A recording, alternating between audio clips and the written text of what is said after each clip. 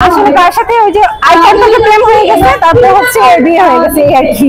ওইভাবে পরিচয় ছিল না, আমার মাত্র 3 মাসের রিলেশন ছিল, তো পছন্দ দেখে ভালো লাগছে ওরও আমার, এইভাবে আর কি আমাদের। দুলাভাইকে কি প্রথম দেখাতেই ভালো লেগেছে? হ্যাঁ, অনেক বেশি ভালো লেগেছিল। প্রেম করে বিয়ে করা ঠিক নাকি ফ্যামিলিগত?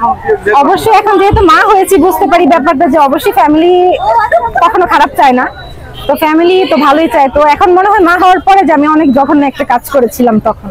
আচ্ছা, কারণটা কি? এর কারণটা কারণ যে বাবা মার মান সম্মানটা তো নষ্ট হয়েছে। কিন্তু আপনি না, আমি আলহামদুলিল্লাহ অনেক হ্যাপি, আলহামদুলিল্লাহ আল্লাহর অশেষ রহমতে আমার হাজবেন্ড এত কেয়ারিং, মাশাআল্লাহ। মাত্র 3 মাসের সম্পর্কে যে আমি তাকে পেয়েছি, এটা আমার মানে আমি ধন্য।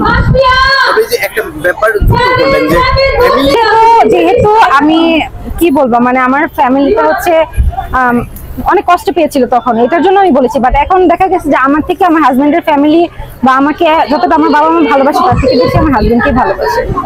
দেখা গেছে তারা হচ্ছে আন্ডারস্ট্যান্ডিং অনেক ভালো হয়ে গেছে। বাট ওই কাজটা আমি খারাপ করছি, হয়তো বাসায় বললেও পারতাম তখন।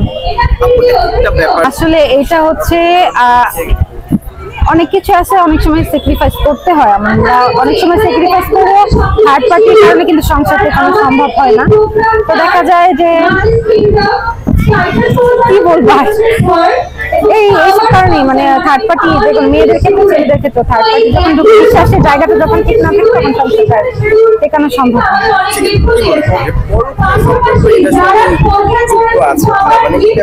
এটা আসলে এই ব্যাপারে আমি কিছু বলতে চাচ্ছি না।